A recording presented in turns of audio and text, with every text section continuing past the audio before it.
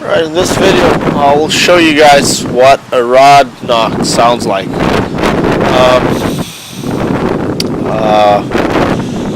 Rod knock is when the connecting bearings, break, and so there's now a large amount of space between the crankshaft journal and the connecting rods. So let me just explain this on another video. Not really. So let me set this camera down here.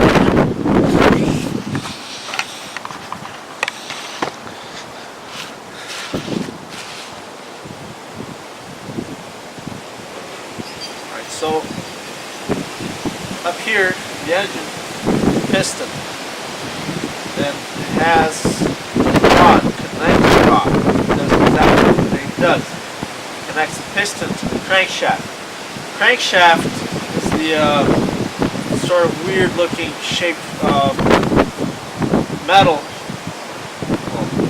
cast iron really. It's pressed iron, so special heat treated steel, and it turns the flywheel. I mean, just look it up on Google and you'll see a picture. Better than me explaining it to you here. But anyways, the connecting rod is shaped like this, and then there's like a circle part which is called the journal, crankshaft journal on the crankshaft. And the connecting rod will go here like this, and then there's the other half that goes like that. There's two balls that hold it together, so that it turns like that, right? Now, it can't be metal to metal contact because that will just wear it out. So in between them there's a thin sheet of either aluminum or some other soft metal like bronze. I believe the bronze are the best ones. But what will happen is these bearings, they eventually will go bad. Now I'm going to turn the car on and you'll hear the sound. That's exactly what happened here. Now, my car here, only one of them is bad. And how do I know? Because I already took the oil pan out and already inspected it. And why is it bad? Because some fucking motherfucking asshole put this fucking piece of shit in. I have no fucking idea what this is, but I know it's steel. And so it really fucked up my crankshaft. It's all fucking pitted and really fucking bad. Really fucking pitted and out of round. So I'm going to have to either take the crankshaft to a shop to have it grinded, which would be a pain in the fucking ass, or I might have to just make a jig and put like sandpaper in the middle of it, so just like that to go around and grind the crankshaft, right? Called a proper machine for this is called a crankshaft, a portable crankshaft grinder. But I mean, you can have a manual one. It's not going to be as good, you know. It's going to, the shape it is in now, it's just terrible. I'll just try to show you guys. Right, that's the piece of shit one. Now I'm going to show you.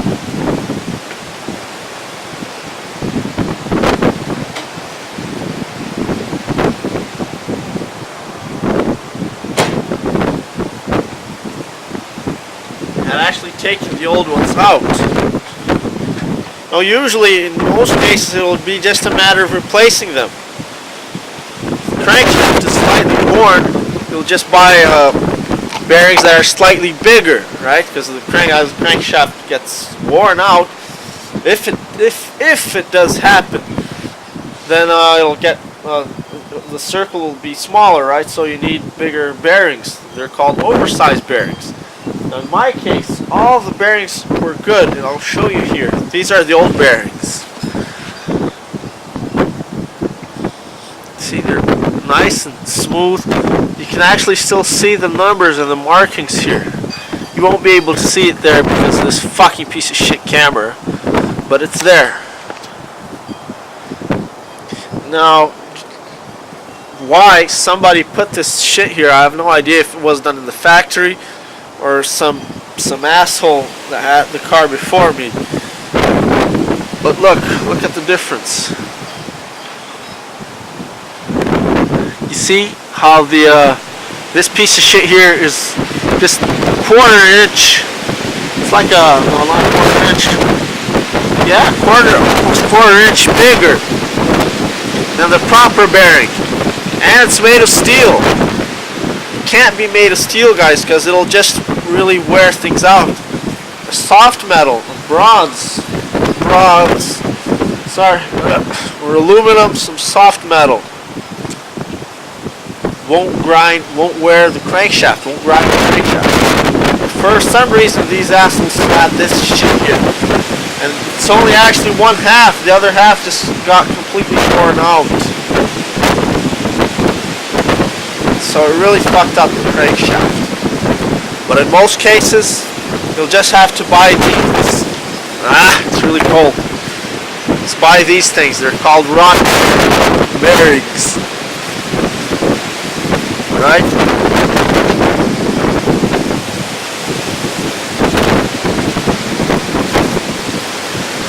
I'll just turn the car on to show you guys what it sounds like.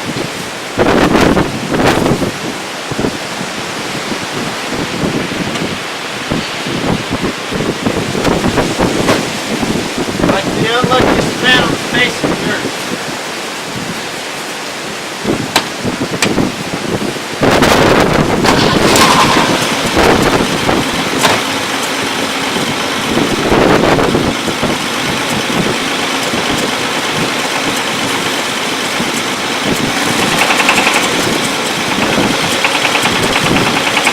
Hear it?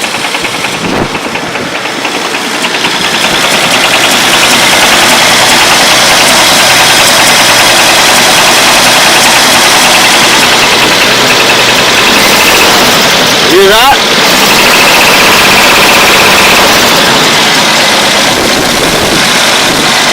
Literally a knocking sound.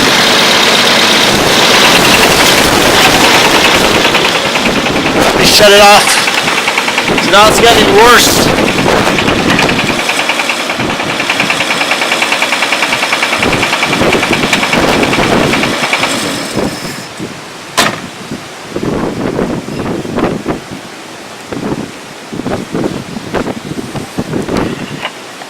So guys, that actually, like I said, I actually changed all the bearings to new ones, but although it wasn't necessary, but the one that was bad, as you can see, literally just I literally just turned the car on for a few minutes, and the crankshaft was so bad that it literally ate up the new bearing in under 5 minutes. Literally under 5 minutes. So if your crankshaft is that bad, that pitted, which I doubt that it will ever be, unless you just unless you're lucky as me and has some dumb asshole put some piece of shit like that inside. But otherwise it'll never be that bad. You'll be able to just put the bearings in. My take here is just have to learn to live. Fucking unbelievable.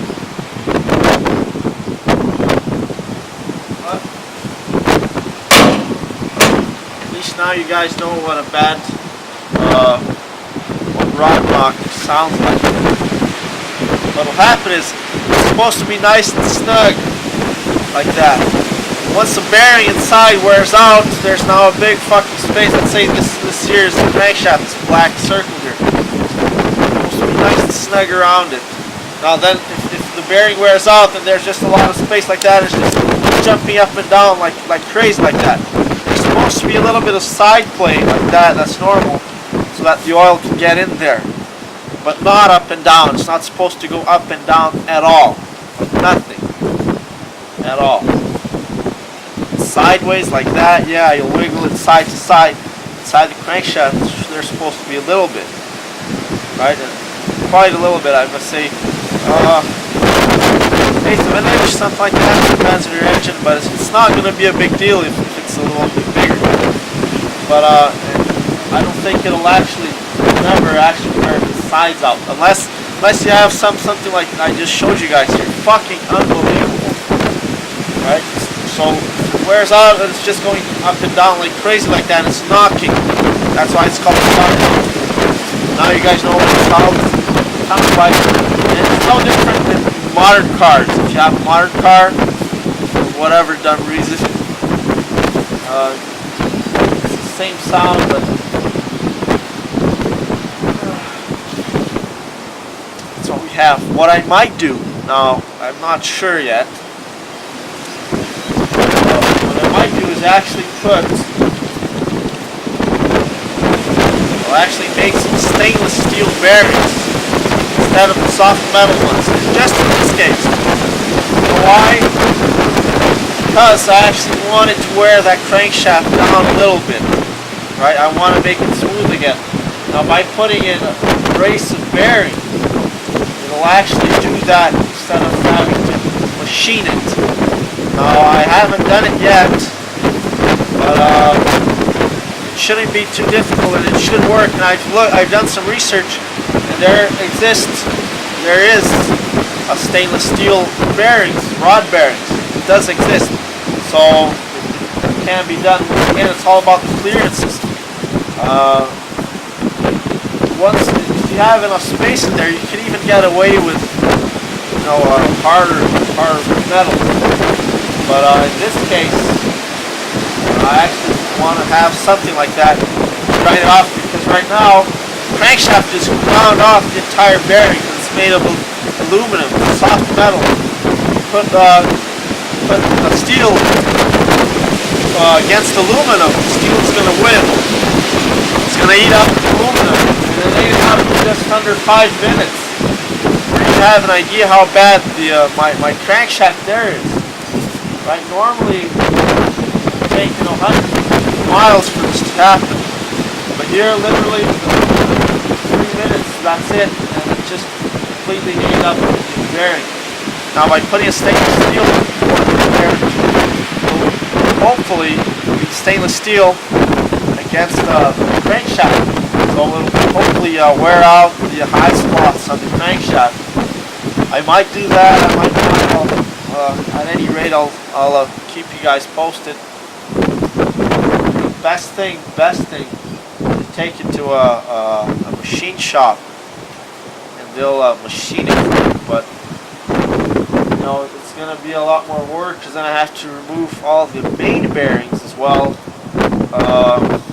Just have to remove the whole crankshaft. It's not terrible, but it's really cold now, and I don't have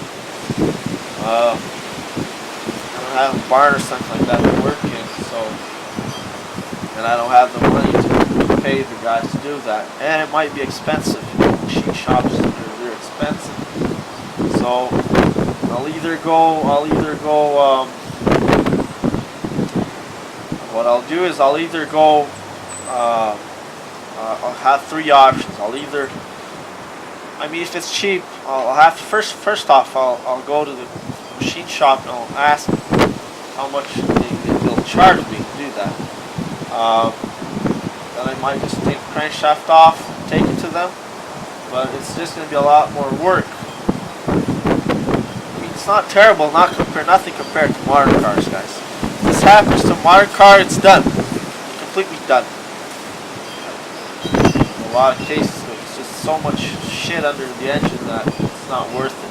It's just too much work. It's better out. You're better off buying a new car. But in this case, it'll take me a couple hours, maybe a day or two. Big job.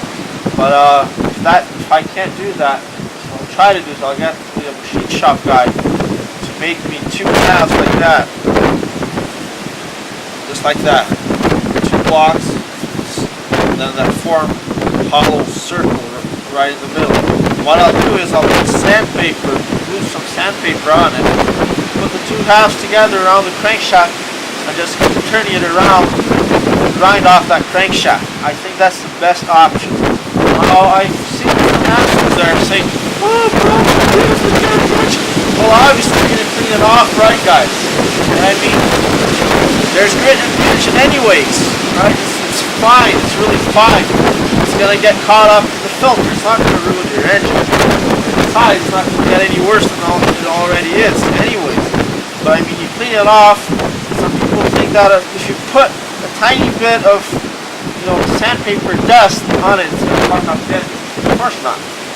Right? It's just not reasonable. So I think that's going to be my more realistic option. Maybe you have some jigs like that for sale. I've done some research. I couldn't find any, so I'll just probably have to ask the guy to make it for me, which won't be too expensive. That's not so expensive. Once again, 2 blocks with the crankshaft shape right in the middle. I have to look up. Fortunately, on the manual, actually on the manual it says it has the measurement, the diameter of the crankshaft journal. So all I have to do is make a diameter that's exactly that size.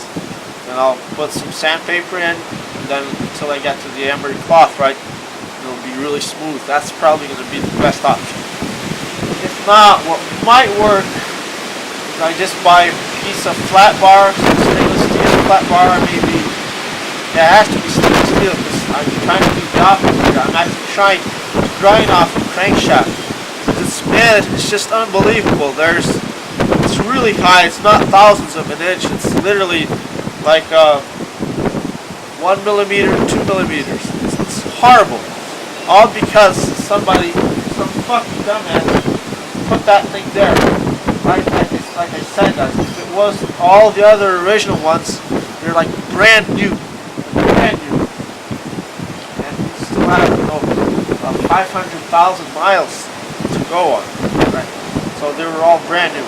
This one, somebody fucked it up. Somebody did that shit. They put a piece of metal there. It's really just wire there.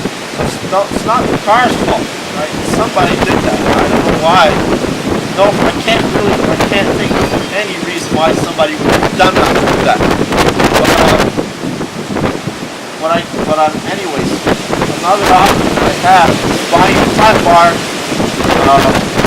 stainless steel, curve it around the crankshaft. I'll actually make stainless steel bearings, right? And obviously they will have to be as thin as close to the bearings themselves, so that hopefully the stainless steel will at least grind off the crankshaft, but at least it won't get worn out, right? Like just happened to the aluminum, right? It won't get worn, it won't get eaten up like that. At least the engine is running, and the worst thing you can do, guys, is just drive it like this, because there's no major problems if you ruin the bearings. That's okay, you just replace them. Now if you ruin the connecting rods and the connecting rod cap, then you're fucked. Those things are really expensive. For cars like these, they're really hard to find. So if you have a classic car, I suggest you stop immediately. Stop it immediately. Right, because the crankshaft is hitting the rod. Right, the arm that goes to the piston, and you don't want to get that ruined. Now, if all else fails, worst case scenario for me here. This is a 6-cylinder car.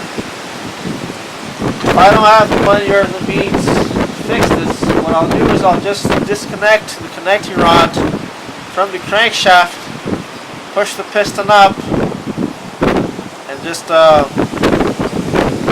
ride the car on 5 pistons, 5 cylinders. What can I do? This is my everyday car. I gotta use it. Unfortunate circumstance, but it should run fine with 5 cylinders. Not ideal, but if you do happen to do that, I'm kind of curious anyways. Really makes me upset that this happened, but so there you have it. Like I said, if you wanna do that, I might do, at least for now. If I got that, just disconnect the just remove the 2 bolts, push out so that the crankshaft is not hitting the piston. Right? I'll push the piston out.